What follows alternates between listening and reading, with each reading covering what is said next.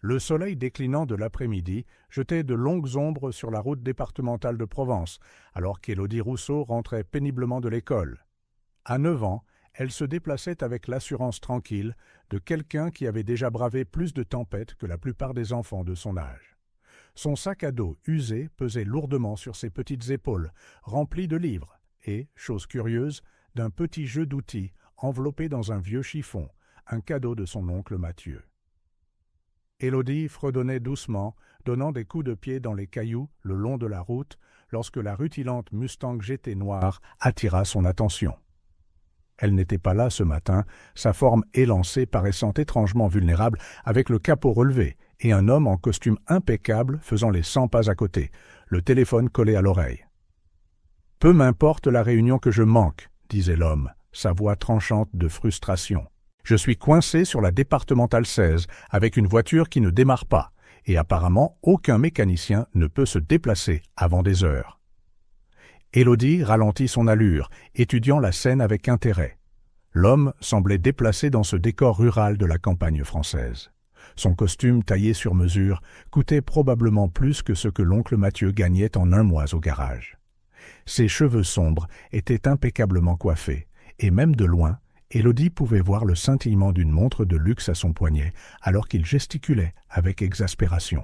« Très bien, je vais me débrouiller seul, » dit-il avant de mettre fin à l'appel et de ranger le téléphone dans sa poche.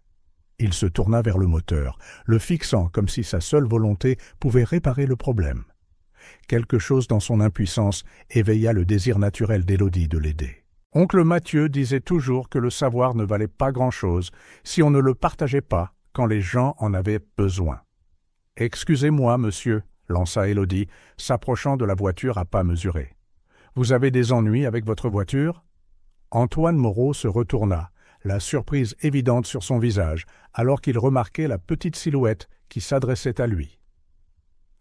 À 35 ans, il avait bâti un empire sur le marché immobilier impitoyable de Paris.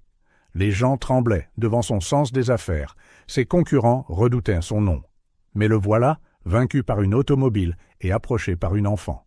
« Juste un petit souci, » répondit Antoine avec un sourire crispé. « Rien d'inquiétant. Ne devrais-tu pas rentrer chez toi ?» Élodie haussa les épaules, s'approchant pour jeter un œil au moteur. « Je m'y connais un peu en voiture. Mon oncle est mécanicien et il m'apprend des choses. » Antoine ne put s'empêcher de rire. « C'est adorable, mais c'est un véhicule haute performance. Il faut un professionnel. »« Peut-être, » concéda Élodie en posant son sac à dos. « Mais les professionnels sont juste des gens qui savent quoi chercher. » Sans attendre la permission, elle se pencha sur le bord de la voiture, prenant soin de ne pas tacher son uniforme d'école propre contre les pièces sales du moteur. Antoine l'observa avec un amusement qui se transforma rapidement en stupéfaction, alors que les yeux de la petite fille se plissaient de concentration, scrutant le moteur avec une expertise surprenante. « Quand a-t-elle commencé à avoir des problèmes ?» demanda-t-elle, tout à son affaire. Il y a environ 20 minutes, le moteur a commencé à surchauffer, puis il s'est simplement arrêté. Élodie hocha la tête d'un air songeur. « Avez-vous remarqué une odeur sucrée, comme du sirop ?» Antoine cligna des yeux. « Oui, en effet. Comment avez-vous… » « C'est votre système de refroidissement, » l'interrompit Élodie, montrant une petite flaque sous la voiture qu'Antoine n'avait même pas remarquée. « Vous voyez cette fuite ? Votre liquide de refroidissement s'échappe. C'est pour ça qu'il a surchauffé. » Antoine la dévisagea, puis regarda la flaque, puis de nouveau la fillette. Sa confiance était désarmante, ses connaissances inexplicables. « Quel âge as-tu » demanda-t-il. « 9 ans, » répondit Élodie, cherchant déjà dans son sac à dos. « J'ai peut-être quelque chose qui peut t'aider temporairement. Oncle Mathieu me fait porter une trousse d'urgence. » Pendant qu'elle fouillait dans son sac, Antoine prit un moment pour vraiment la regarder. Elle était petite pour son âge, avec des yeux intelligents qui semblaient détenir une sagesse au-delà de ses années. Ses vêtements étaient d'eau propre, mais usés, suggérant des moyens limités. Ses cheveux blonds miel étaient attachés en une queue de cheval pratique, et il y avait une tache de saleté sur une de ses joues qu'elle ne savait probablement même pas être là. Tenez, dit-elle triomphalement, sortant un petit rouleau de ce qui ressemblait à du ruban adhésif spécialisé et un sachet de produits d'étanchéité pour système de refroidissement. Ça peut colmater la fuite jusqu'à ce que vous arriviez chez un vrai mécanicien. Ça ne tiendra pas éternellement, mais ça devrait vous permettre d'atteindre la ville. Antoine resta sans voix, tandis qu'Élodie localisait la fuite dans la durite du radiateur et appliquait la réparation temporaire avec des gestes experts. Elle travaillait rapidement et méthodiquement, expliquant chaque étape comme si elle était l'adulte et lui l'enfant ayant besoin d'être éduqué.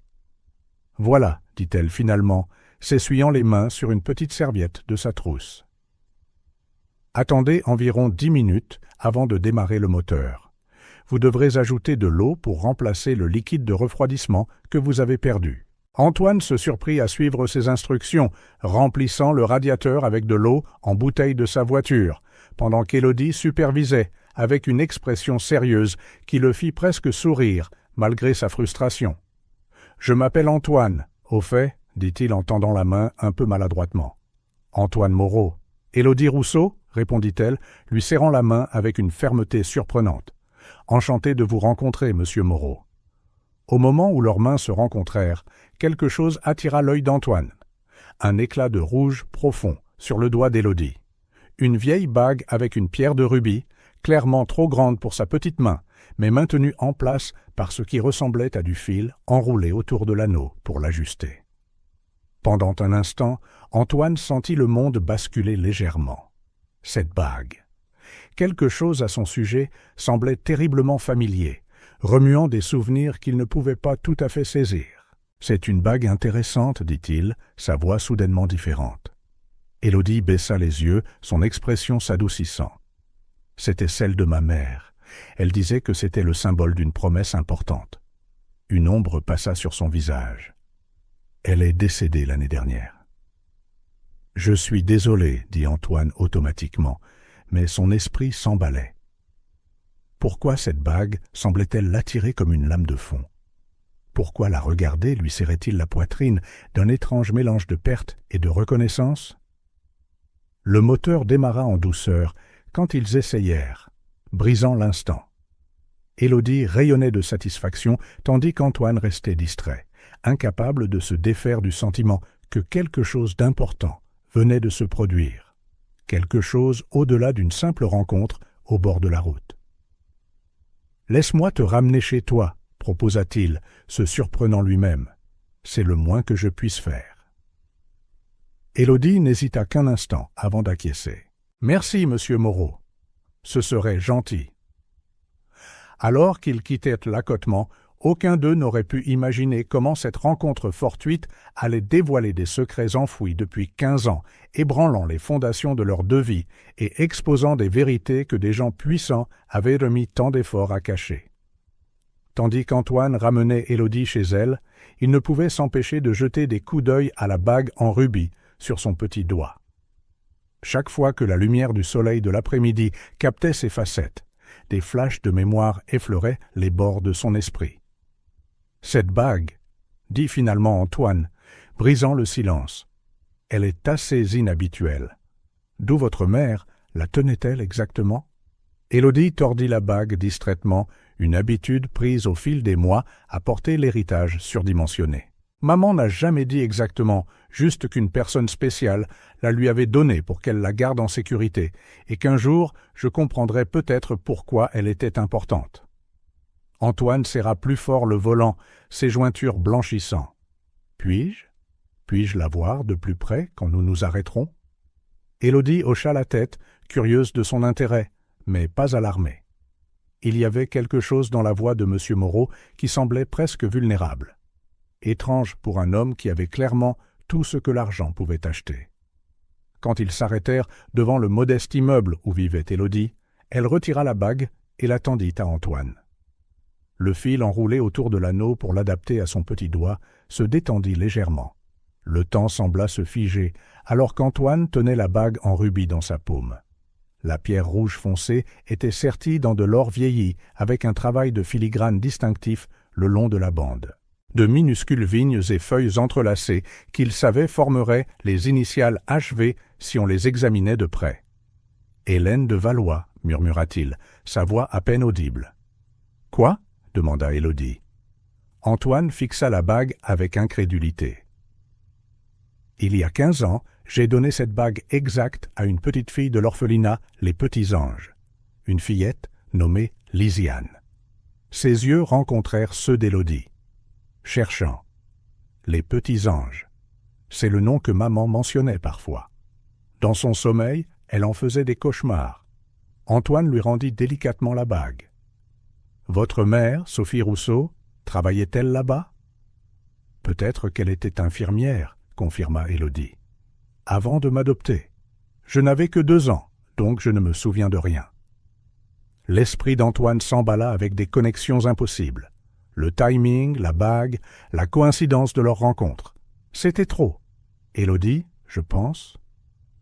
Antoine fit une pause, incertain de la manière de procéder. La vie de cet enfant était déjà assez compliquée sans ces théories folles. Je pense qu'il y a peut-être plus dans l'histoire de votre mère que vous ne le savez, et peut-être dans la mienne aussi.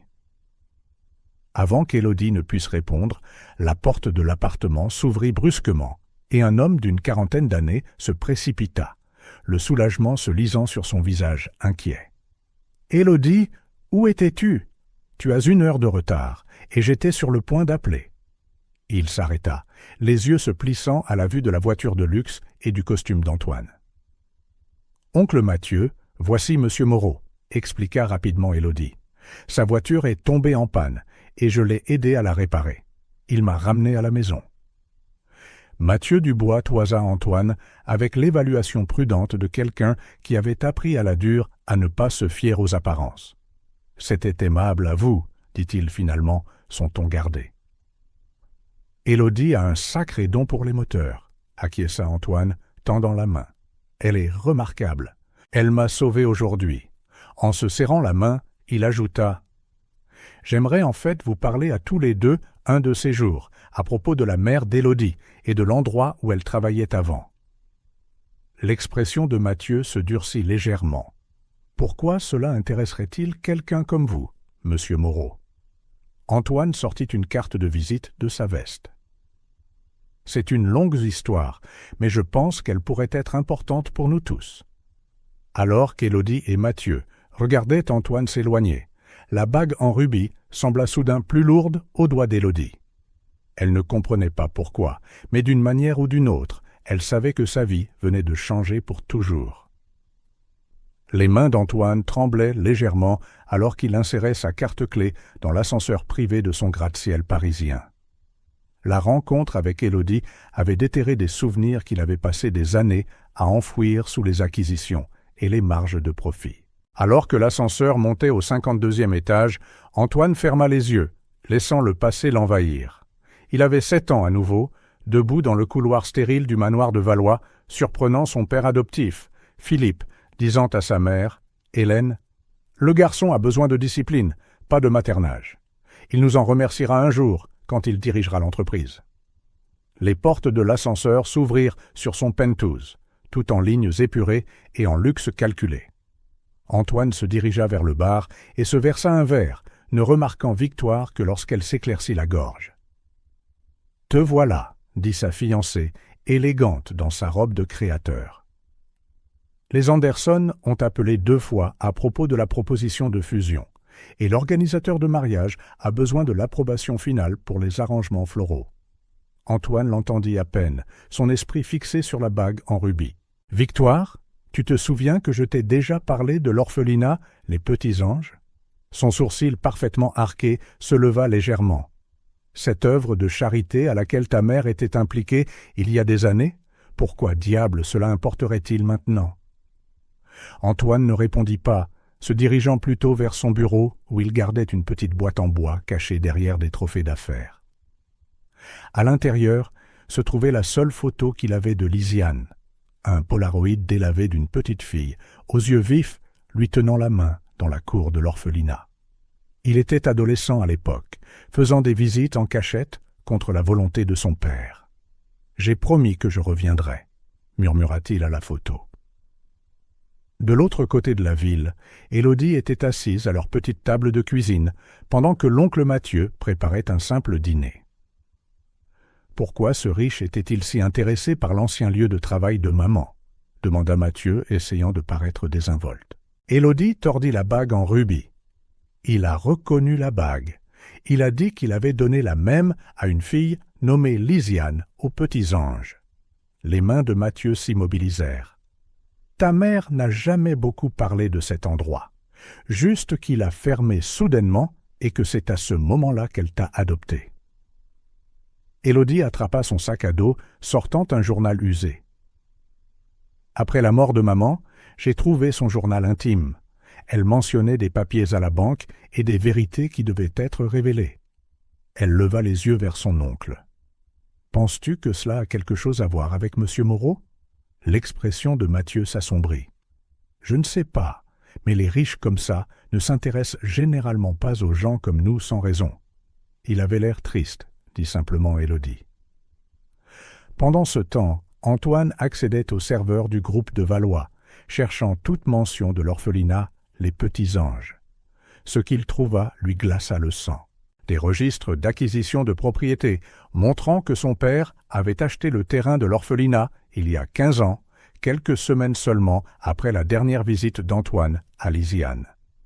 Les registres officiels indiquaient que l'orphelinat avait fermé en raison de difficultés financières.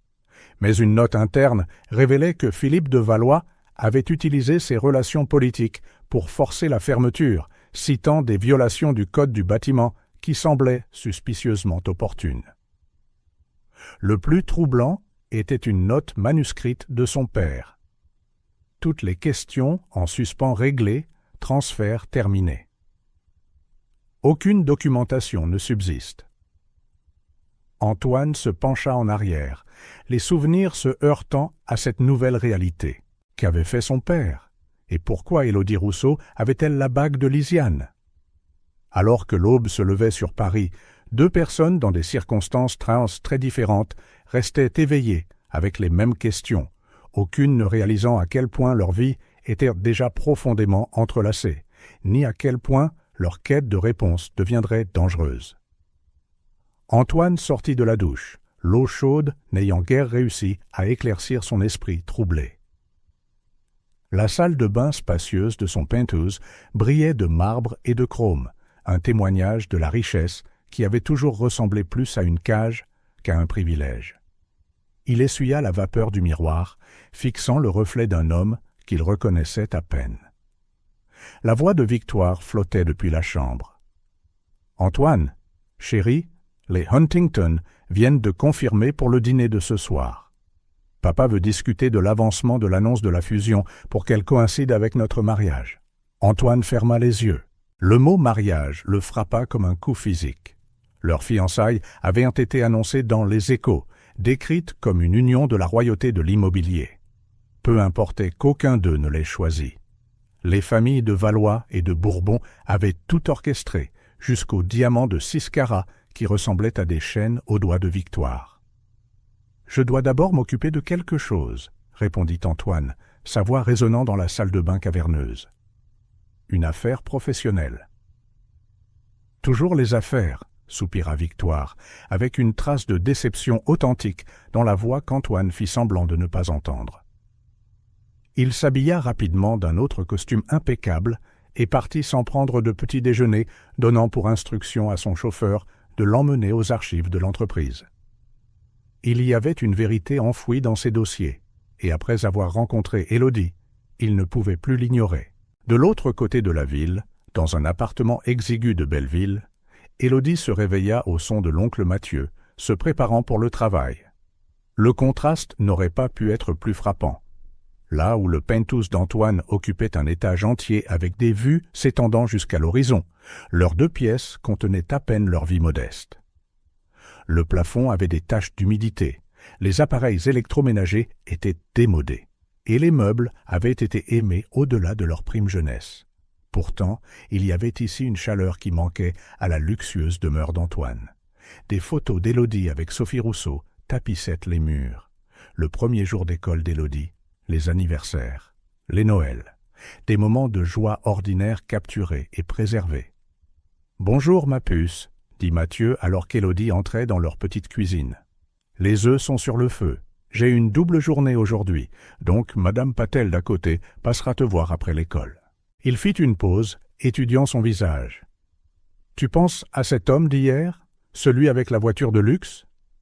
Élodie hocha la tête, touchant distraitement la bague en rubis. Il savait des choses, oncle Mathieu, sur ma mère, sur d'où je venais. Le visage buriné de Mathieu s'adoucit.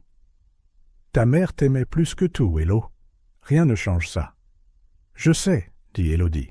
« Mais ne trouves-tu pas bizarre qu'il ait reconnu la bague, qu'il connaisse les petits anges ?» Mathieu soupira, vérifiant sa montre.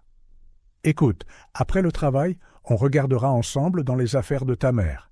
Peut-être qu'il y a quelque chose qu'on a manqué. » Il attrapa sa veste en cuir usé et ses clés de voiture.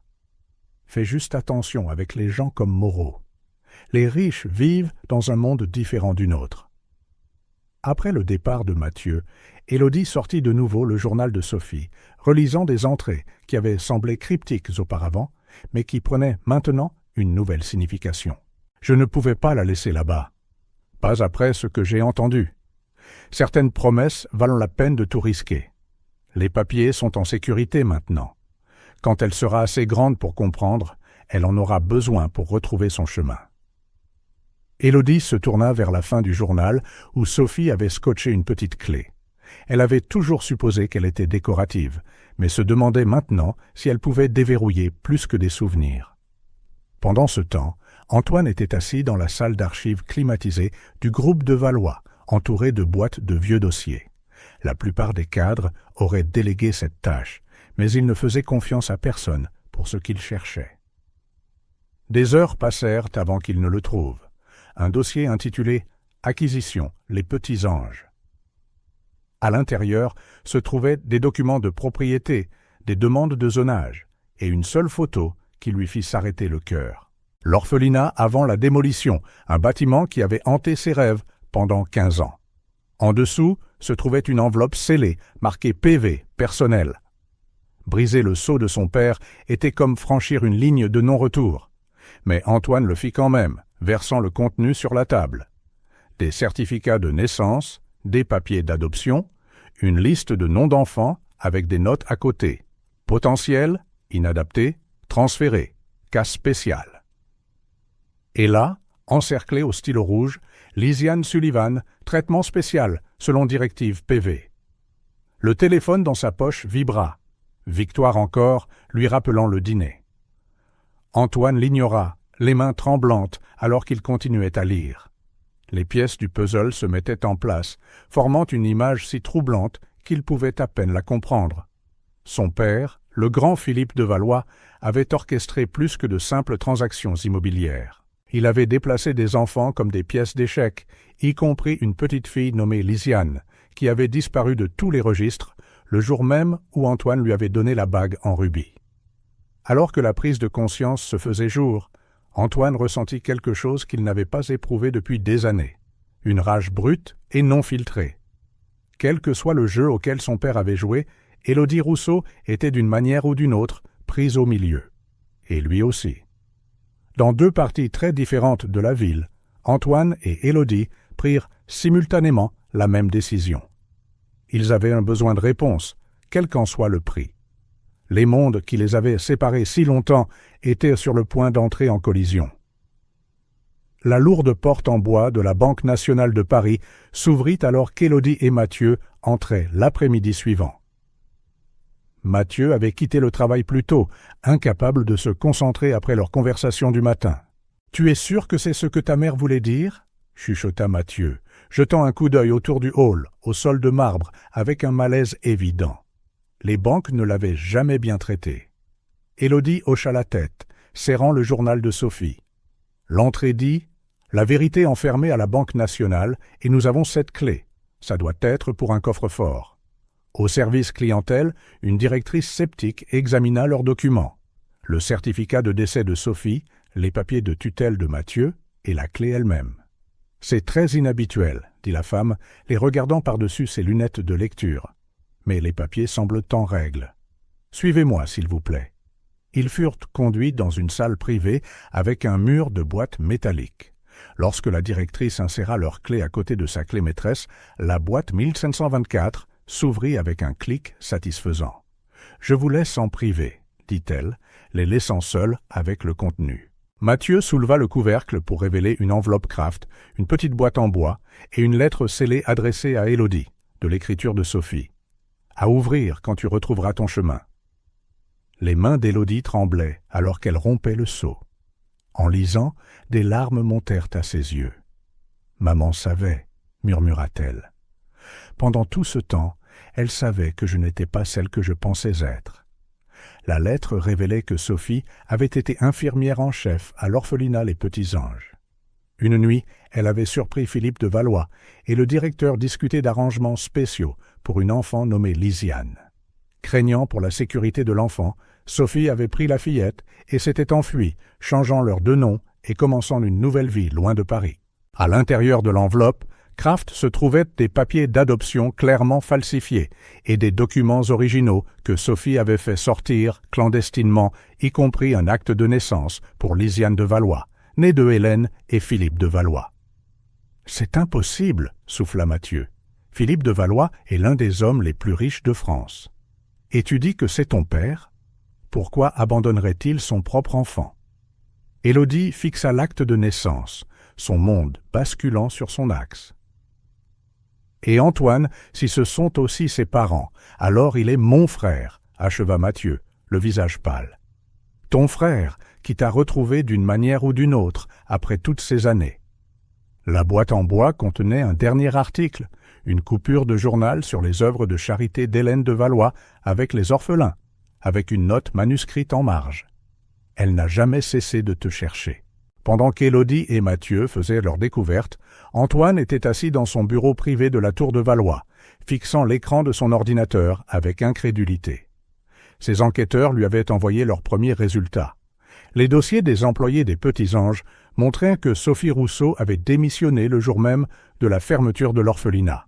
Sa lettre de démission citait des préoccupations éthiques, mais une note dans son dossier la qualifiait de non coopérative et de risque potentiel. Plus troublante encore était ce que ses enquêteurs n'avaient pas trouvé. Aucun registre de ce qui était arrivé à une enfant nommée Lisiane après la fermeture de l'orphelinat. C'était comme si elle avait simplement disparu, son existence effacée de tous les systèmes. Antoine ouvrit le tiroir de son bureau et sortit une petite boîte en bois presque identique à celle qu'Élodie venait de découvrir. À l'intérieur se trouvait une photo délavée de sa mère, Hélène, tenant un nouveau-né. Il l'avait trouvée cachée dans sa commode des années auparavant, mais n'avait jamais compris sa signification. Au dos, de l'écriture élégante de sa mère, Lisiane Élisabeth de Valois, née à 4h17. Mon ange parfait. L'interphone sonna, le surprenant. « Monsieur Moreau, votre père est ici pour vous voir. » Antoine remit rapidement la photo dans sa cachette. « Faites-le entrer. » Philippe de Valois entra dans le bureau avec l'assurance d'un homme qui possédait le bâtiment, ce qui était techniquement le cas. À 65 ans, il restait imposant, ses cheveux argentés et son costume sur mesure projetant pouvoir et autorité. « Antoine, dit-il, s'installant dans un fauteuil sans attendre d'invitation. « Victoire me dit que tu as été distrait, quelque chose à propos de vieilles acquisitions immobilières. » Le pouls d'Antoine s'accéléra. Comment Victoire avait-elle su? Il garda son visage soigneusement neutre. « Juste en train de revoir notre histoire. » Le projet de la place du Soleil me fait réfléchir à ce qu'il y avait avant. Les yeux de Philippe se plissèrent légèrement. « L'histoire ancienne ne vaut pas ton temps. C'est l'avenir du groupe de Valois qui compte maintenant. Ton avenir avec Victoire pour sécuriser notre héritage. » Le mot « héritage » flottait dans l'air entre eux, chargé d'un nouveau sens pour Antoine. Il pensa à Élodie, ou Lisiane, et à la bague qui avait survécu à 15 ans de secret. « Bien sûr, père, » répondit Antoine doucement. Quelques questions en suspens avaient un juste besoin d'être réglées. Philippe se leva, redressant sa veste. « Certaines choses sont mieux laissées enfouies, mon fils. Concentre-toi sur ce qui compte. » Il se dirigea vers la porte, puis fit une pause. « Oh, et Antoine, reste loin de Belleville. Rien de bon n'est jamais venu de cet arrondissement. » Alors que la porte se refermait derrière Philippe, Antoine resta figé. Son père savait pour Élodie, pour sa visite, pour tout. Le jeu était plus dangereux qu'il ne l'avait imaginé, et Philippe de Valois avait toujours joué pour gagner. Mais pour la première fois de sa vie, Antoine aussi. Antoine ne rentra pas chez lui cette nuit-là. Au lieu de cela, il se rendit dans un hôtel discret du Marais, paya une chambre en espèces et passa 3 appels. Un à un détective privé en qui il avait confiance, un à son avocat personnel et un à l'appartement d'Élodie. Quand Mathieu répondit, Antoine parla rapidement. « Je dois vous rencontrer, vous et Élodie. Pas chez vous, quelque part de public, mais privé. C'est à propos de ce que vous avez trouvé aujourd'hui. »« Comment saviez-vous que nous avions trouvé quelque chose ?» demanda Mathieu, la suspicion évidente dans sa voix. « Parce que j'ai trouvé quelque chose aussi, » répondit Antoine, « et je pense que nous sommes tous en danger. » 1 heure plus tard, ils se rencontrèrent dans une brasserie tranquille de Belleville. Élodie serrait un petit sac à dos contenant les documents de Sophie, les yeux grands ouverts de questions, alors qu'Antoine se glissait dans la banquette, en face d'eux. « Je pense que tu es mon frère, » dit immédiatement Élodie, sautant toute salutation. Antoine hocha lentement la tête. « Et je pense que Philippe de Valois, notre père, te cache depuis 15 ans. La question est pourquoi ?» Mathieu plaça un bras protecteur autour des épaules d'Élodie. La lettre de Sophie mentionnait quelque chose à propos d'arrangements spéciaux pour Lisiane, pour Élodie. Une idée de ce que ça veut dire? L'expression d'Antoine s'assombrit. Mon père ne fait rien sans un but. Les enfants des petits anges n'étaient pas simplement adoptés, ils étaient sélectionnés. J'ai trouvé une liste dans les archives de l'entreprise classant les enfants comme des stocks. Pourquoi faire? Demanda Mathieu. Je ne sais pas encore, mais le moment de la fermeture de l'orphelinat coïncide avec autre chose. La restructuration du groupe de Valois en une société cotée en bourse. Mon père avait besoin d'un capital important pour son expansion. Élodie se pencha en avant. Qu'est-ce que ça a à voir avec moi?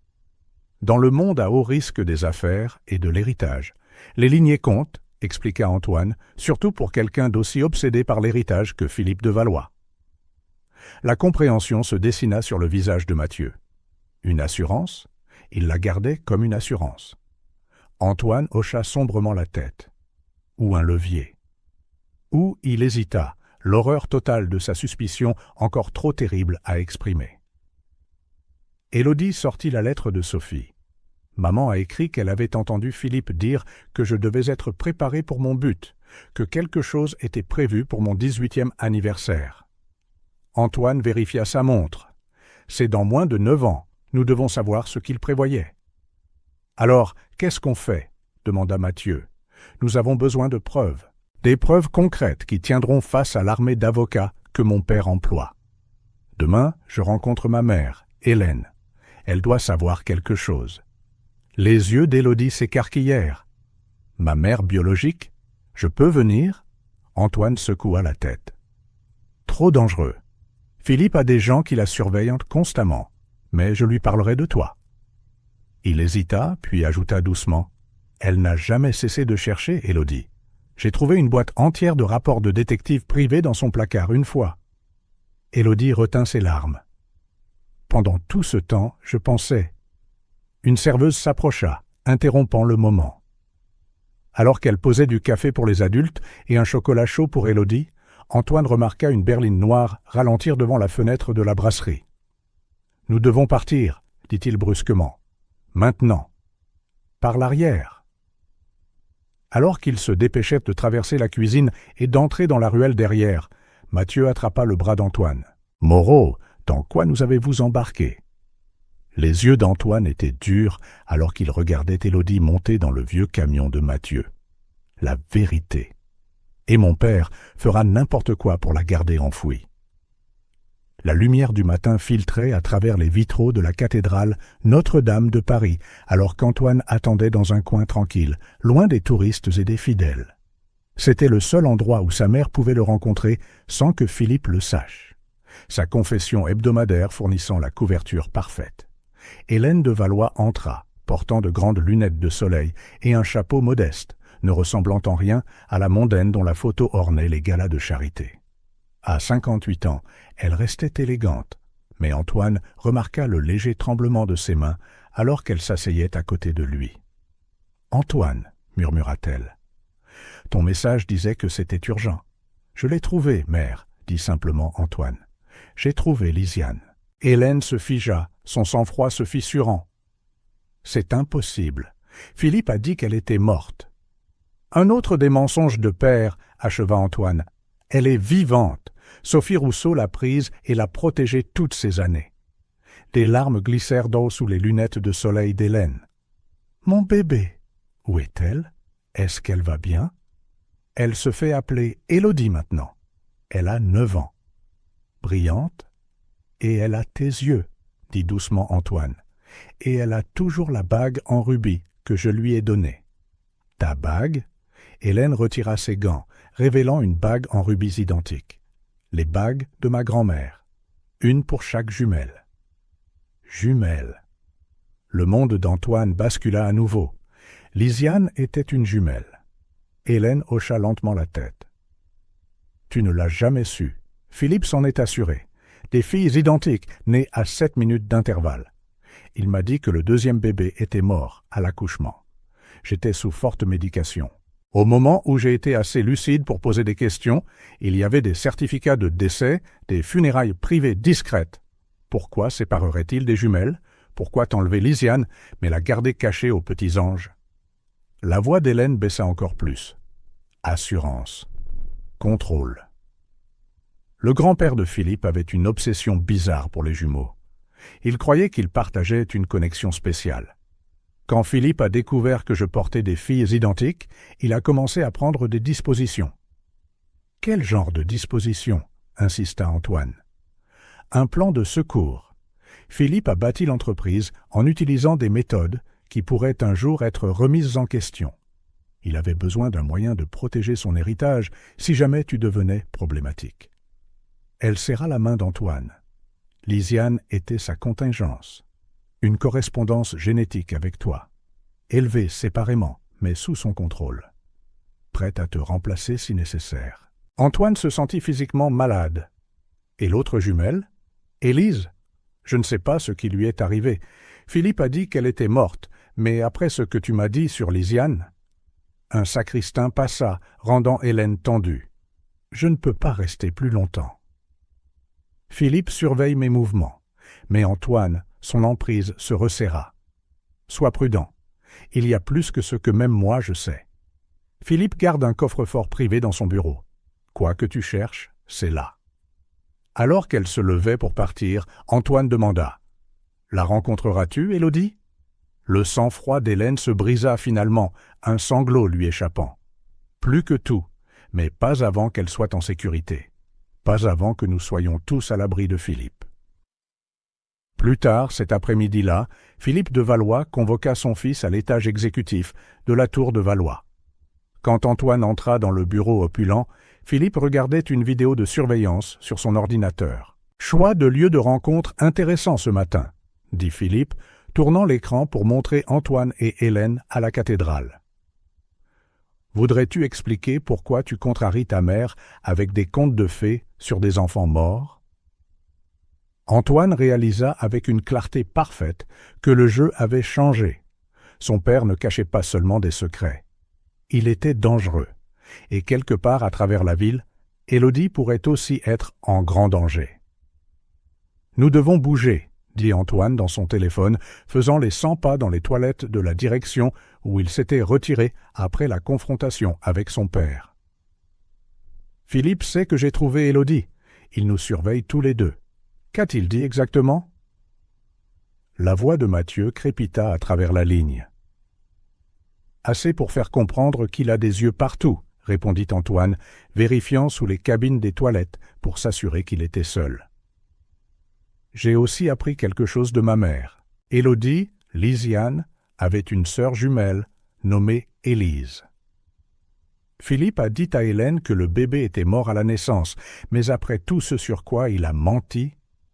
Il y eut une longue pause avant que Mathieu ne parle. « Vous me dites qu'il pourrait y avoir une autre fille quelque part, un autre enfant qui l'a caché ? Je ne sais pas, mais je dois accéder au coffre-fort privé de mon père. Ce soir, Élodie peut-elle rester quelque part en sécurité ? Chez ma cousine en Normandie. Je l'y emmène maintenant. » Mathieu hésita. Moreau, mon copain de service, Daniel, le frère de Sophie, est mort en enquêtant sur les petits anges, il y a 10 ans. Accident de voiture, ils ont appelé ça. J'ai toujours trouvé ça louche, mais Sophie m'a supplié de laisser tomber pour le bien d'Élodie. Le sang d'Antoine se glaça. Daniel Dubois. J'ai vu son nom dans un rapport de sécurité que mon père garde sur ses ennemis. Philippe surveille votre famille depuis des années. C'est plus gros que juste Élodie, n'est-ce pas ? Demanda Mathieu, sa voix sombre. Je pense que mon père manipule des vies depuis des décennies, confirma Antoine. Et je pense qu'Élodie n'est que la partie émergée de l'iceberg. Ce soir-là, Philippe de Valois assista à un gala de charité, donnant à Antoine son opportunité. Utilisant sa carte d'accès de direction, il entra dans la suite de bureau privé de son père, après les heures de bureau. Le coffre-fort était dissimulé derrière un tableau, un portrait de famille où Philippe se tenait fièrement avec Antoine et Hélène, sa main possessivement sur l'épaule d'Antoine. La combinaison prit 3 essais. La date de naissance de Philippe échoua, tout comme la date de fondation de l'entreprise. Sur une intuition, Antoine essaya le jour où il fut formellement adopté par la famille de Valois. La serrure s'ouvrit avec un déclic. À l'intérieur se trouvaient des piles de documents organisés dans des dossiers méticuleux. Antoine photographia tout avec son téléphone, travaillant rapidement à travers des dossiers étiquetés « Adoption spéciale »,« Recherche génétique » et « Actifs de contingence ». Ce qu'il trouva lui retourna l'estomac. Philippe avait orchestré des douzaines d'adoptions de divers orphelinats, sélectionnant des enfants avec des traits et un potentiel spécifique. Le plus troublant était un dossier intitulé « Études gémellaires », contenant des recherches sur des jumeaux identiques élevés séparément, testant les limites de l'influence génétique par rapport à l'environnement. Un dossier marqué. Succession de Valois contenait les preuves les plus accablantes, des plans détaillés pour l'avenir d'Élodie, y compris des préparatifs pour l'insérer dans l'entreprise si jamais Antoine devenait un handicap. Il y avait des plannings pour son éducation, son conditionnement psychologique, même des procédures médicales prévues pour son adolescence. Et en dessous de tout, un dernier dossier étiqueté « Élise » ne contenant qu'un certificat de décès et une seule photo d'un nourrisson. Au dos, écrit de la main précise de Philippe, échantillon de tissu cryoconservé stocké chez de Valois, recherche médicale. Code d'accès 729R. Le téléphone d'Antoine vibra avec un texto de Mathieu. Homme en berline noire surveille l'appartement. Sommes partis par l'arrière. En sécurité maintenant. Où es-tu ? Alors qu'Antoine commençait à répondre, la lumière du bureau s'alluma soudainement. Il leva les yeux pour trouver Victoire debout dans l'encadrement de la porte, sa robe de soirée suggérant qu'elle venait directement du gala. « Je savais que tu cachais quelque chose, » dit-elle froidement. « Que fais-tu exactement, Antoine ?» Il glissa son téléphone dans sa poche. « Tu ne comprendrais pas. » Elle s'approcha lentement, observant le coffre-fort ouvert et les dossiers éparpillés. « Essaie-moi, parce que pour l'instant, je suis ta seule option. Ton père a envoyé son équipe de sécurité te trouver il y a 10 minutes. » Antoine étudia son visage, cherchant la tromperie. Victoire faisait partie de sa vie depuis des années, leur fiançailles un arrangement commercial qu'aucun n'avait choisi, mais il n'avait jamais vraiment su où se situait sa loyauté.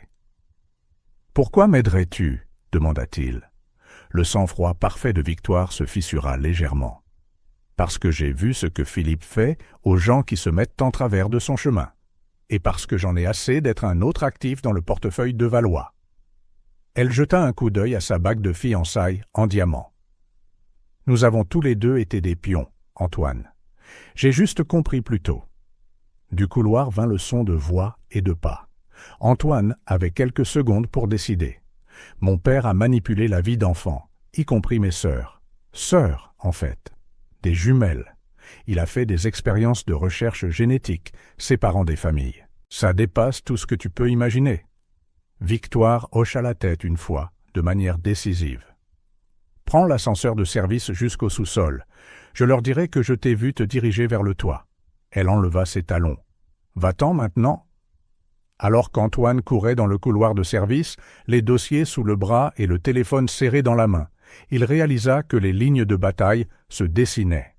Philippe de Valois avait passé des décennies à construire son empire sur des secrets et des manipulations. Mais maintenant, une alliance improbable se formait pour faire tomber cet empire. Un mécanicien sans le sou, une enfante orpheline, une mondaine réticente et le fils qui avait enfin découvert la vérité. La question était de savoir s'il pourrait survivre assez longtemps pour l'exposer.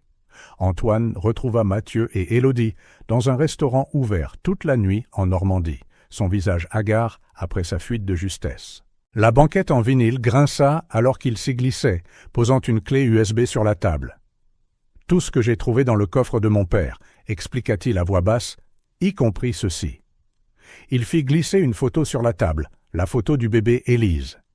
Élodie la fixa, ses petits doigts traçant le visage du nourrisson. « Ma jumelle, murmura-t-elle. Maman ne me l'a jamais dit.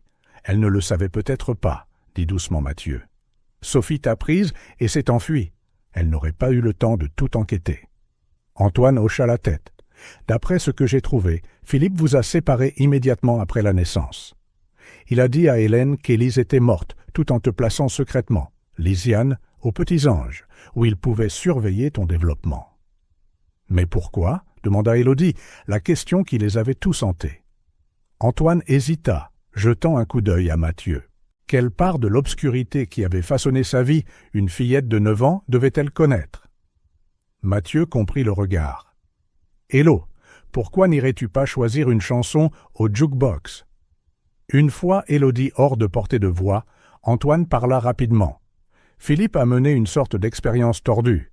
Les dossiers mentionnent du matériel génétique identique élevé dans des environnements contrôlés par rapport à des environnements variables. Il y a des évaluations psychologiques, des tests d'intelligence, même des procédures médicales prévues pour son adolescence. Quel genre de malade? Mathieu s'arrêta. Et Élise, l'autre jumelle? La voix d'Antoine baissa encore plus. Le certificat de décès semble légitime, mais il y a une référence à des échantillons de tissus conservés.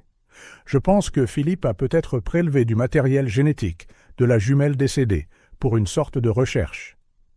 Il y a des liens avec un établissement médical appartenant à des filiales de Valois. « Nous devons aller à la police, » insista Mathieu. « Avec quoi? Des documents que j'ai volés contre l'un des hommes les plus puissants de France ?» Antoine secoua la tête. « Nous avons besoin de preuves irréfutables et de témoins prêts à témoigner. L'ancienne directrice des Petits Anges pourrait savoir quelque chose. Le docteur Margot Lemaire. » Mathieu hocha la tête. Sophie l'a mentionné. Aux dernières nouvelles, elle a déménagé à Lyon après la fermeture de l'orphelinat. Élodie revint, se glissant de nouveau dans la banquette. « Saviez-vous que la bague en rubis a un secret ?» demanda-t-elle, tournant l'anneau jusqu'à ce qu'il clique, révélant un minuscule compartiment dans la monture. À l'intérieur se trouvait un microfilm pas plus grand qu'un ongle. Les deux hommes regardèrent avec étonnement alors qu'Antoine l'extrayait soigneusement. « Je dois trouver un moyen de lire ça, » dit-il. « Ça pourrait être la clé de tout. » Des heures plus tard, dans une boutique de reprographie ouverte 24 heures sur 24, ils se penchèrent sur un lecteur de microfiches alors que le minuscule film révélait ses secrets. Un registre de paiement, de dates et de noms de code, tous liés à quelque chose appelé « Projet Gémeaux ». Le plus choquant était la signature au bas de chaque autorisation. Philippe de Valois. « C'est un registre de pots de vin », réalisa Antoine. Des paiements à des fonctionnaires qui ont fermé les yeux lorsque Philippe a acquis des terrains en fermant des orphelinats. Des paiements à des médecins qui ont falsifié des certificats de décès. Même des paiements pour étouffer des enquêtes. Mathieu montra une entrée. D.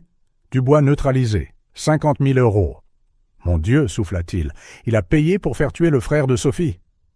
Élodie, qui était restée silencieuse pendant tout ce temps, prit soudain la parole. Il y a un nom qui revient sans cesse ici. Qui est Victoire de Bourbon? Le sang d'Antoine se glaça. Ma fiancée. Et d'après ceci, elle rend compte de mes activités à mon père depuis des années. Alors que l'aube se levait sur l'horizon, 3 personnes liées par des secrets et des mensonges formèrent un nouveau plan. Un plan qui les libérerait tous ou détruirait tout sur son passage. La cérémonie de pose de la première pierre de la place du Soleil était placardée dans toutes les sections économiques de Paris. Des publicités pleines pages proclamaient « Le groupe de Valois revitalise une propriété historique. Gala de charité et pose de la première pierre, samedi 19h. » Antoine fixa l'annonce pendant le petit déjeuner dans leur nouvelle cachette, un petit chalet sur la propriété du cousin de Mathieu en Normandie. Pendant 3 jours, ils avaient élaboré une stratégie, rassemblé des preuves et pris contact avec soin avec des alliés potentiels. « C'est parfait, dit Antoine, encerclant la date. Tous les grands médias seront là. Père a invité des fonctionnaires de la ville, des chefs d'entreprise, même le ministre. » Élodie leva les yeux de son cahier où elle avait organisé leur découverte. « Tu veux l'exposer publiquement à son propre événement ?» Mathieu fronça les sourcils. « C'est risqué. La sécurité sera renforcée. »« C'est pourquoi nous avons besoin d'aide, » répondit Antoine, étalant un plan dessiné à la main du lieu. « J'ai été en contact avec le docteur Lemaire. Elle est prête à témoigner sur ce qui s'est passé aux Petits Anges, les enfants sélectionnés pour un placement spécial, les dossiers qui ont disparu. »« Pouvons-nous lui faire confiance ?» demanda Mathieu. Elle dirigeait cet endroit. Elle était un autre pion, dit Antoine. Philippe a menacé sa licence médicale si elle ne coopérait pas. Elle vit avec la culpabilité depuis 15 ans. Élodie montra les preuves du microfilm. Et Victoire? Elle t'a espionné tout ce temps. L'expression d'Antoine se crispa. En fait, je n'en suis plus si sûr. Il sortit son téléphone, leur montrant un message texte. J'ai trouvé quelque chose dans l'email privé de Philippe. Notre rencontre n'était pas un accident. Il a orchestré ta panne de voiture près du chemin de l'école d'Élodie. Il la surveille depuis des années. Fais attention. V, tu penses qu'elle change de camp ? Demanda Mathieu, sceptique. Je pense qu'elle est autant une victime de la manipulation de mon père que n'importe qui d'autre, répondit Antoine. Et elle a l'accès dont nous avons besoin. Le plan qu'ils formulèrent était audacieux. Victoire s'assurerait qu'Antoine soit ajouté à la liste des orateurs de la cérémonie, une annonce surprise de ses fiançailles et de son futur rôle de PDG. Mathieu, se faisant passer pour du personnel de l'événement, sécuriserait leurs besoins techniques. Le docteur Lemaire arriverait avec la documentation des manigances de Philippe avec les orphelinats. Et Élodie, leur arme secrète, resterait cachée jusqu'au moment parfait. « Et mon autre sœur ?» demanda doucement Élodie. « Élise ?»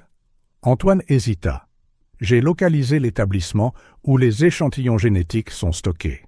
Après la cérémonie, une fois Philippe exposé, nous aurons l'autorité légale pour enquêter pleinement. » Alors que le crépuscule approchait le jour précédant la cérémonie, ils firent leurs derniers préparatifs.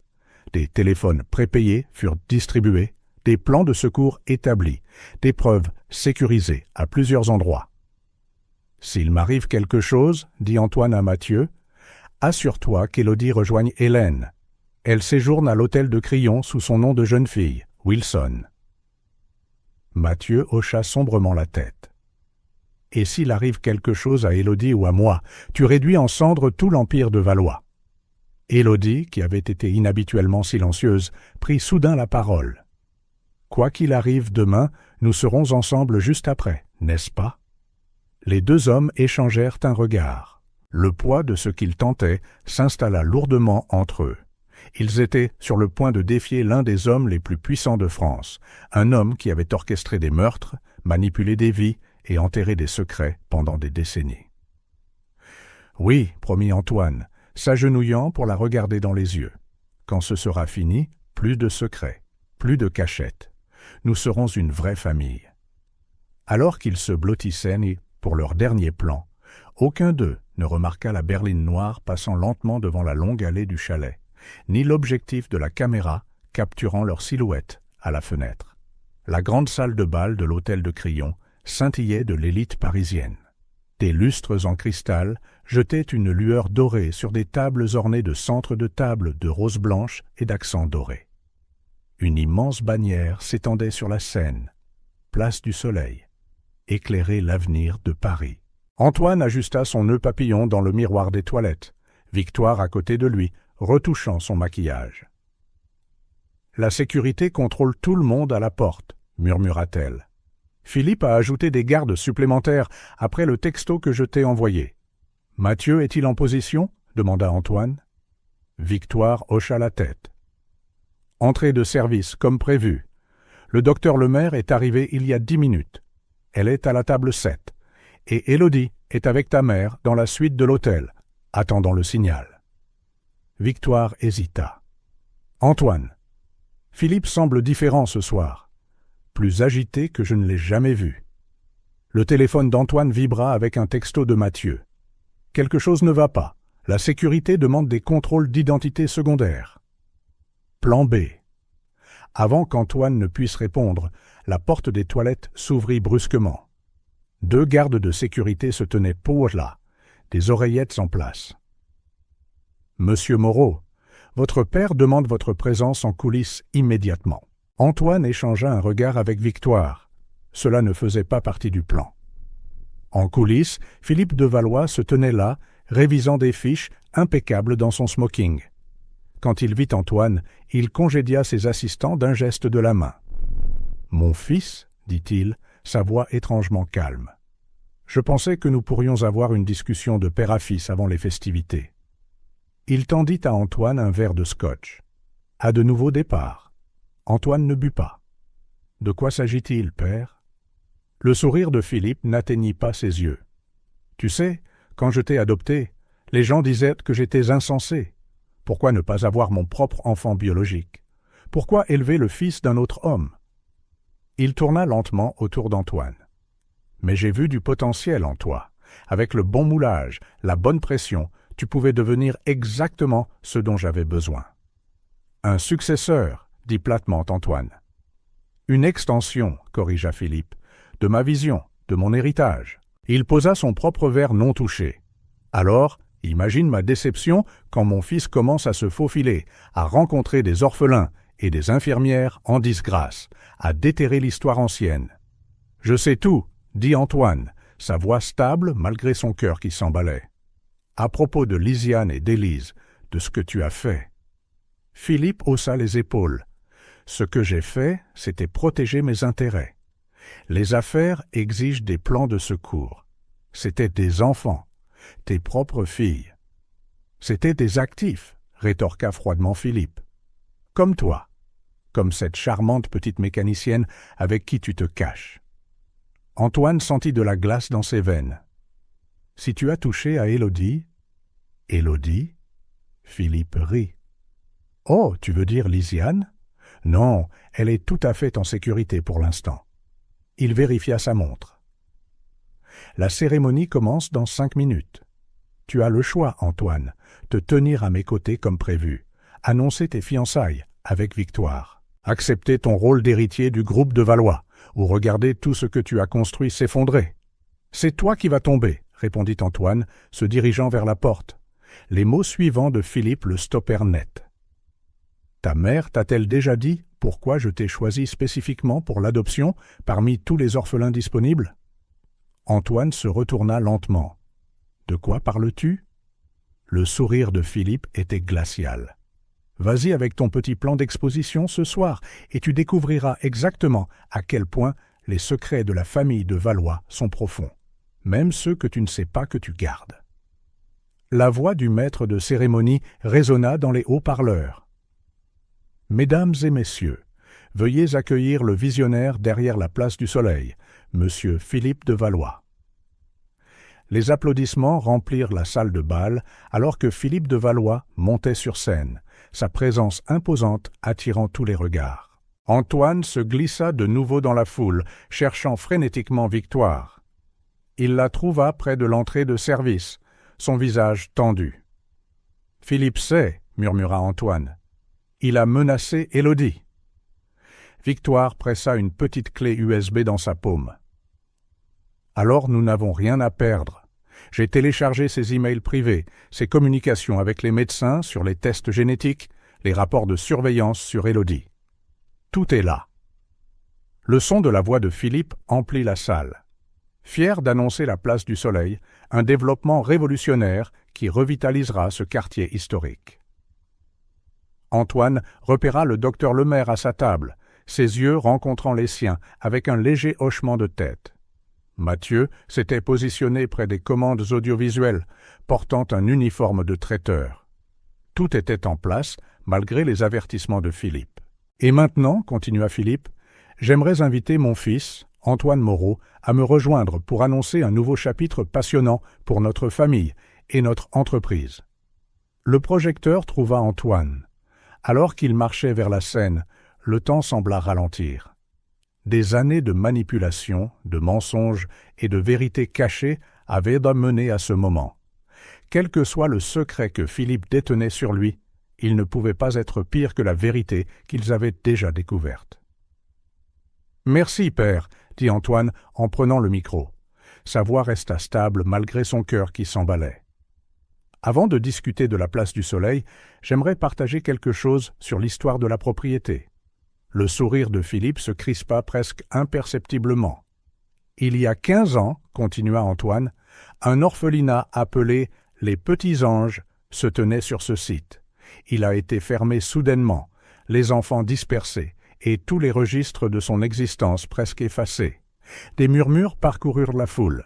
Un des écrans vidéo derrière eux clignota alors que Mathieu téléchargeait les preuves qu'ils avaient rassemblées. « J'ai récemment découvert pourquoi, » dit Antoine.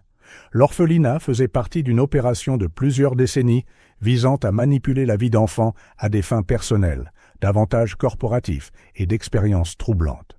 Philippe s'avança, sa main tendant vers le micro. « Mon fils est clairement malade. »« J'ai des preuves, » interrompit Antoine, montrant du doigt les écrans affichant maintenant des documents du coffre-fort de Philippe. Ces dossiers montrent comment Philippe de Valois a séparé des filles jumelles à la naissance, déclarant l'une morte tout en surveillant secrètement l'autre. Des halètements résonnèrent dans la salle de bal. Les journalistes commencèrent à prendre frénétiquement des notes. Au fond de la salle, une agitation éclata alors qu'Hélène de Valois entrait, Élodie à ses côtés, toutes deux portant des bagues en rubis identiques. « J'aimerais vous présenter Élodie Rousseau, » annonça Antoine. Née Lisiane de Valois, fille d'Hélène et de Philippe de Valois, et ma sœur. Philippe se jeta sur le micro. « Sécurité, coupez la vidéo !»« Il est trop tard, Philippe », vint une voix de la foule. Sophie Rousseau se tenait là, pâle mais déterminée, soutenue par Mathieu. « Je ne suis pas morte dans cet accident de voiture. Vos hommes ont échoué. » La salle éclata dans le chaos. Les caméras flashèrent alors qu'Élodie courait vers Antoine, tandis que les gardes de sécurité regardaient Philippe, incertain des ordres à suivre. « J'ai sauvé Lisiane quand j'ai entendu vos plans pour elle, » continua Sophie en s'adressant directement à Philippe. « L'élever séparément comme un remplacement pour Antoine s'il vous décevait un jour. L'utiliser pour vos recherches génétiques tordues. » Hélène s'avança, sa voix perçant le bruit. « C'est vrai. Philippe m'a dit que notre deuxième fille était morte à la naissance. Il ment depuis 15 ans. » Le visage de Philippe se crispa de fureur. « Vous ne savez rien.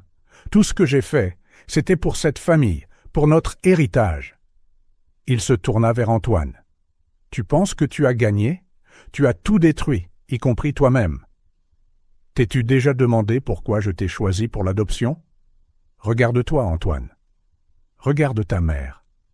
La ressemblance n'est pas une coïncidence. » Alors que la vérité se dessinait sur le visage d'Antoine, le rire de Philippe fut creux.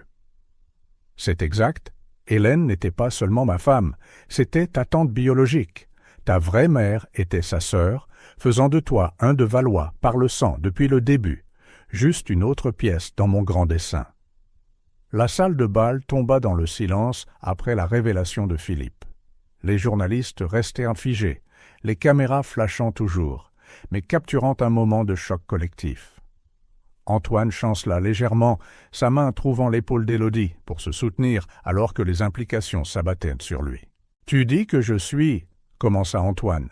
« Un de Valois par le sang, » acheva Philippe, un sourire tordu sur le visage. « Le neveu d'Hélène, sa sœur, Marguerite, est morte en couche.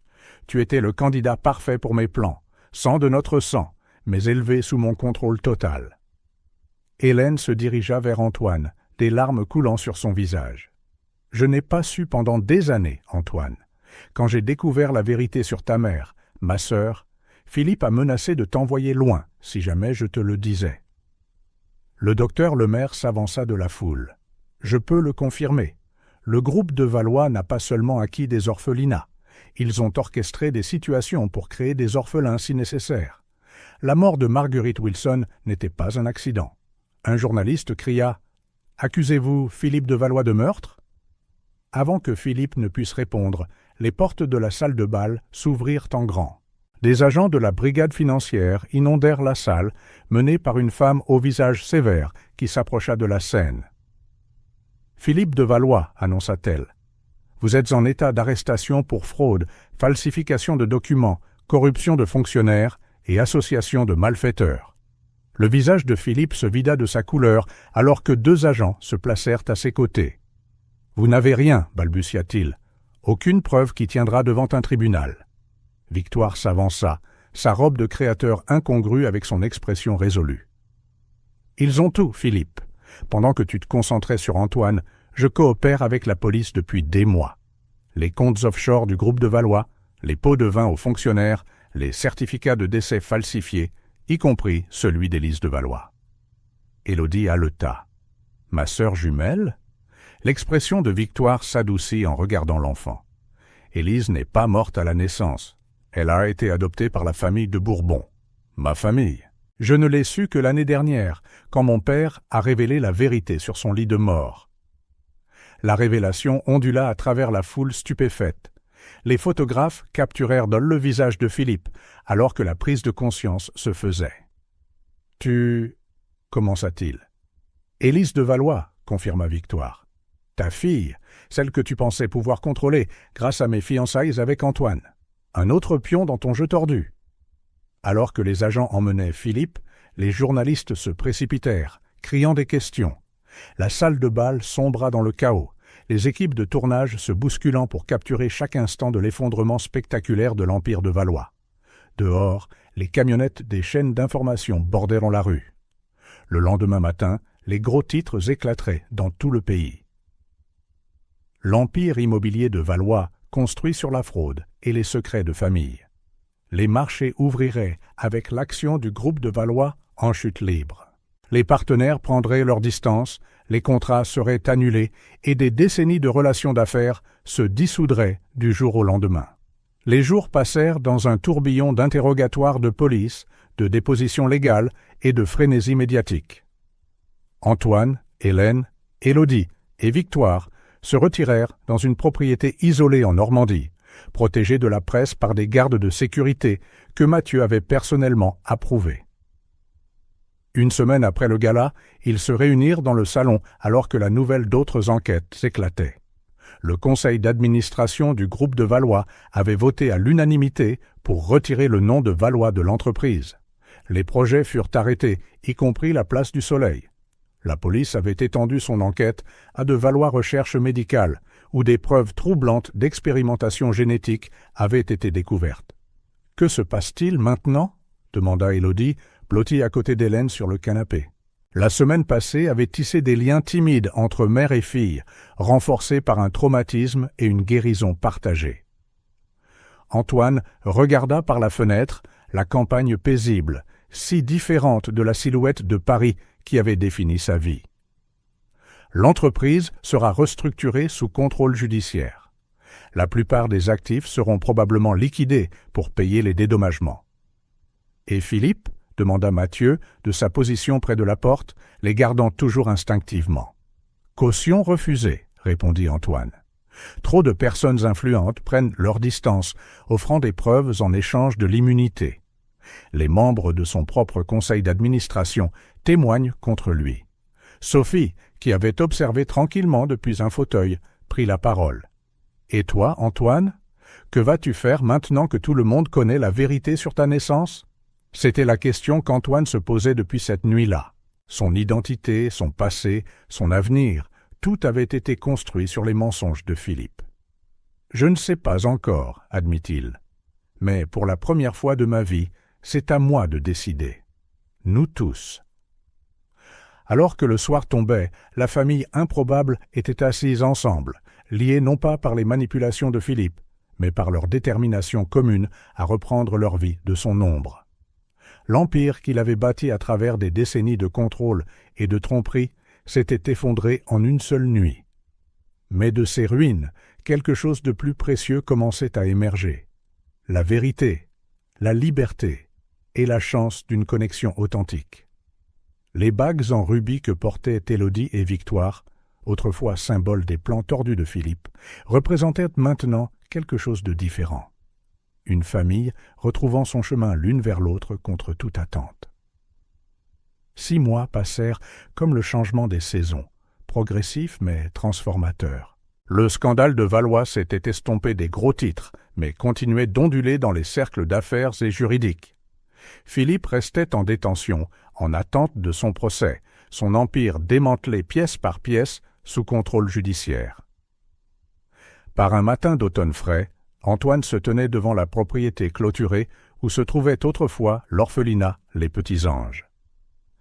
L'équipement de construction était à l'arrêt, le projet de la place du Soleil définitivement stoppé. Un panneau à vendre se balançait doucement dans la brise, le logo du groupe de Valois manifestement absent. « À quoi tu penses ?» demanda Mathieu, le rejoignant à la clôture. Antoine sourit. « Je pensais au but. Comment tout ici a été construit sur le contrôle et la manipulation. Je veux créer quelque chose de différent. »« Tu en as la chance maintenant, » répondit Mathieu. « Le règlement t'a donné des ressources, même après les paiements de dédommagement. Les suites juridiques avaient été complexes. Bien qu'Antoine ne portât aucune responsabilité pour les crimes de Philippe, il avait volontairement renoncé à la majeure partie de son héritage de Valois pour créer un fonds d'indemnisation des victimes. Le tribunal lui avait cependant accordé le contrôle de plusieurs actifs non contaminés, assez pour recommencer sans l'ombre de la richesse de son père. « J'ai parlé avec le conseil municipal, » dit Antoine. « Ils sont ouverts à un rezonage de cette propriété pour un usage communautaire au lieu de commerce de luxe, avec la bonne proposition. » Mathieu hocha la tête, la compréhension se dessinant sur son visage. « Un centre communautaire, peut-être avec un programme de formation pour les jeunes sortant de l'aide sociale à l'enfance. »« Exactement, compétences techniques, mentorat, services de soutien. » Antoine se tourna pour faire face à son ami. « J'aurais besoin de quelqu'un qui s'y connaît en moteur pour diriger le programme automobile. » Mathieu rit. « Tu m'offres un travail, Moreau ?»« Rousseau, » corrigea Antoine. « J'ai légalement changé de nom la semaine dernière. Sophie m'a donné un foyer alors qu'elle n'y était pas obligée. Il semblait juste de l'honorer. » Ils retournèrent à la voiture d'Antoine, non plus une berline de luxe, mais un véhicule familial pratique. Le trajet jusqu'à leur nouvelle maison les emmena hors de la ville, dans une modeste ferme normande sur un hectare de terrain, assez grande pour leur famille, non conventionnelle, mais à des mondes de l'opulence de l'ancien penthouse d'Antoine. À l'intérieur, Élodie, répondant maintenant confortablement à la fois à Élodie et à Lisiane, selon qui s'adressait à elle, était assise à la table de la cuisine avec Hélène et Sophie, travaillant sur un projet scientifique. Les deux mères avaient formé un lien inattendu, leur amour partagé pour Élodie, comblant les différences de milieu et d'expérience. Victoire arriva plus tard pour le dîner, sa transformation aussi spectaculaire que celle d'Antoine.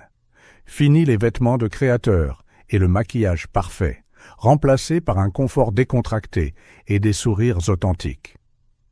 Elle avait dissous l'entreprise hôtelière de sa famille, utilisant son héritage pour créer une fondation soutenant les familles séparées par la fraude à l'adoption. « J'ai des nouvelles », annonça Victoire au dessert. La Fondation Mémorielle. Les Petits Anges a été approuvée aujourd'hui comme organisation à but non lucratif.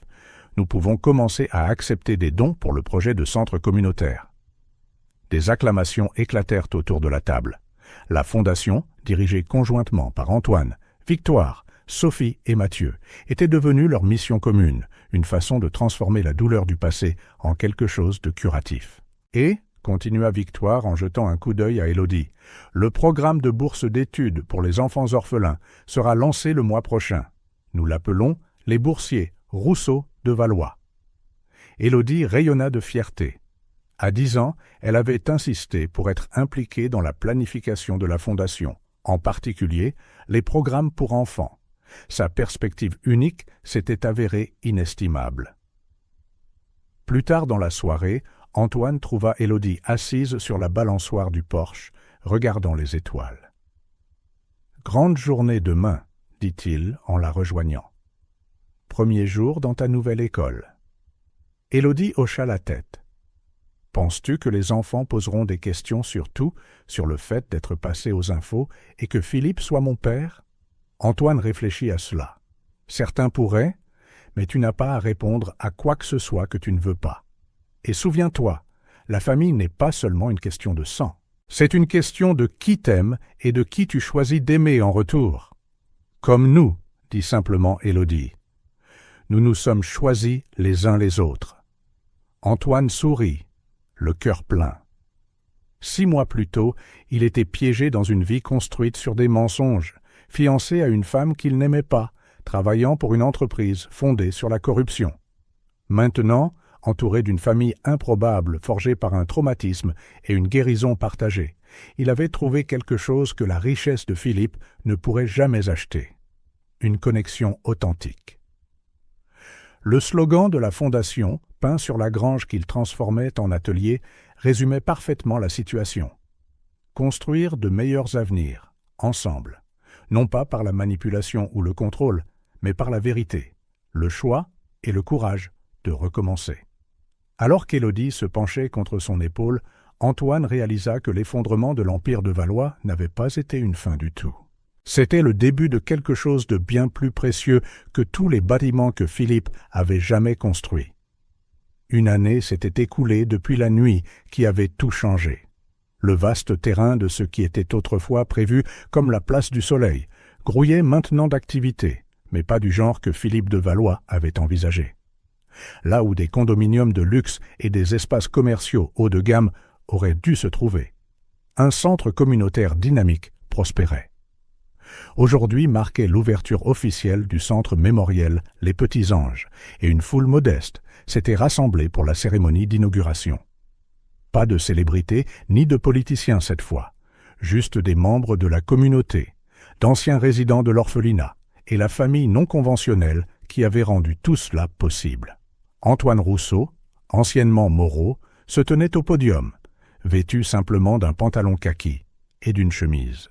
L'année écoulée l'avait adouci, effaçant les angles vifs du dirigeant d'entreprise qu'il était autrefois. « Il y a 1 an, commença-t-il, sa voix portant à travers la foule attentive. Beaucoup d'entre nous étaient des étrangers, connectés uniquement par des secrets et une douleur orchestrée par l'obsession de contrôle d'un seul homme. Aujourd'hui, nous nous rassemblons non pas pour nous attarder sur ce passé, mais pour célébrer ce que nous avons construit sur ces cendres. » Il désigna les bâtiments derrière lui, un établissement éducatif moderne, des ateliers de formation technique, des bureaux de conseil et des services de soutien familial. Au centre du campus se trouvait un petit jardin commémoratif dédié à ceux dont la vie avait été perturbée par l'Empire de Valois. Le centre mémoriel. Les petits anges représentent un nouveau type d'héritage, continua Antoine. Non pas un héritage bâti sur la manipulation et la tromperie, mais sur la transparence, la guérison et une connexion authentique. Chaque personne qui franchira ces portes trouvera un soutien sans condition, une opportunité sans exploitation. Élodie, maintenant âgée de 11 ans et répondant confortablement aux 2 noms, était assise au premier rang entre Hélène et Sophie, rayonnante de fierté. À côté d'elle était assise Victoire, non plus la mondaine polie, mais une avocate engagée dont le témoignage avait été crucial dans les affaires en cours contre Philippe de Valois et ses associés. Mathieu se tenait à l'écart, les bras croisés, veillant sur eux tous avec l'instinct protecteur qui était devenu sa nature. En tant que directeur du programme de formation technique, il avait déjà commencé à travailler avec un groupe d'adolescents sortant de l'aide sociale à l'enfance, leur enseignant des compétences automobiles, et bien plus encore, la dignité, l'autonomie et la confiance. « Je veux remercier ceux qui ont rendu cette journée possible », dit Antoine, ses yeux passant d'un visage à l'autre. Mathieu Dubois, dont le courage et la loyauté n'ont jamais faibli. Sophie Rousseau, qui a tout risqué pour protéger un enfant qui n'était pas le sien par le sang, mais qui est devenu le sien par amour. Hélène, qui a enduré des décennies de silence, mais a trouvé sa voix quand cela comptait le plus. Victoire, qui a choisi la vérité plutôt que le privilège. Sa voix s'adoucit alors qu'il regardait Élodie. Et surtout cette jeune femme, qui nous a tous rappelé ce qui compte quand le monde semblait à l'envers. Élodie se leva et rejoignit Antoine au podium, sa confiance remarquable pour une si jeune personne. Ensemble, ils coupèrent le ruban, inaugurant officiellement le centre. Alors que les applaudissements ondulaient dans la foule, la célébration se poursuivit tout l'après-midi. Les membres de la communauté visitèrent les installations, les enfants jouèrent dans le jardin, et des bénévoles servirent un simple déjeuner. Il n'y avait pas de lustres en cristal, ni de flûtes de champagne, juste des gens se rassemblant avec une joie authentique. Alors que la journée touchait à sa fin, Antoine trouva Élodie assise sur un banc dans le jardin commémoratif, tournant pensivement sa bague en rubis. « À quoi penses-tu » demanda-t-il en la rejoignant. Élodie leva les yeux. « Je pensais à cette bague. C'est elle qui a tout commencé quand tu l'as reconnue ce jour-là sur la route, mais elle représente aussi toutes les mauvaises choses que Philippe a faites. » Antoine hocha la tête, comprenant ses sentiments conflictuels. « Les objets portent le sens que nous leur donnons.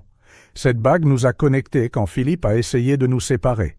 C'est quelque chose de bien qui est sorti de quelque chose de mal. » Élodie réfléchit à cela, puis retira lentement la bague. « Ah, je pense qu'elle a sa place ici, tu ne crois pas ? Dans le mémorial, pour que les gens se souviennent de l'histoire. » Antoine ressentit une vague de fierté pour sa sagesse. « Je pense que c'est parfait. » Ensemble, ils se dirigèrent vers la petite vitrine au centre du jardin, où des photos et des souvenirs racontaient l'histoire de l'orphelinat, les petits anges, et des vies qu'il avait touchées. Élodie y plaça la bague en rubis, son rouge profond captant la lumière de fin d'après-midi. « Il ne s'agit pas seulement de se souvenir des mauvaises choses, » expliqua Élodie. « Il s'agit de se souvenir que de bonnes choses peuvent arriver après, comme nous qui nous sommes retrouvés. » Plus tard dans la soirée, leur famille élargie se réunit pour dîner à la ferme qui était devenue leur maison. La conversation coulait facilement, ponctuée de rires qui auraient semblé impossibles un an auparavant. Ils n'étaient plus liés par la manipulation de Philippe, mais par le choix et l'amour. Après le dîner, Antoine présenta à Élodie une petite boîte. À l'intérieur se trouvait un simple anneau en argent. Rien d'extravagant ou de précieux comme la bague en rubis, mais significatif dans sa simplicité. « Il ne s'agit pas de possession ou de contrôle, » expliqua Antoine. « C'est un nouveau type de promesse. Que la famille est quelque chose que nous construisons ensemble, pas quelque chose qui nous est imposé. » Élodie glissa la bague à son doigt, celle-ci correctement dimensionnée pour elle. Autour de la table, Antoine, Victoire, Hélène, Sophie et Mathieu révélèrent chacun des anneaux assortis, symbole de leur famille choisie. Alors que les étoiles apparaissaient dans le ciel nocturne, ils s'assirent sur le porche, partageant des histoires et des rêves pour l'avenir. Philippe de Valois restait en détention en attente de son procès, son empire démantelé, son pouvoir disparu. Pourtant, son nom entrait rarement dans leurs conversations maintenant. Ils avaient dépassé le stade d'être définis par ses actions, le centre mémoriel. Les petits anges se dresseraient comme un rappel des chemins détournés et des vies perturbées, mais aussi comme la preuve que de nouveaux départs étaient toujours possibles. Des cendres de la manipulation et du contrôle s'était élevé quelque chose d'authentique, une famille forgée par le choix plutôt que par l'obligation, et un héritage bâti sur la guérison plutôt que sur le pouvoir. Antoine regarda autour de lui ces personnes qui étaient devenues sa vraie famille, ressentant un contentement que toute la richesse de Philippe n'avait jamais pu lui procurer. Élodie croisa son regard et sourit, son visage reflétant la paix qu'ils avaient tous trouvée. La bague en rubis était là où elle devait être, dans le passé. Leur avenir, symbolisé par les simples anneaux d'argent qu'ils portaient maintenant, s'étendait devant eux, non écrit et plein de possibilités.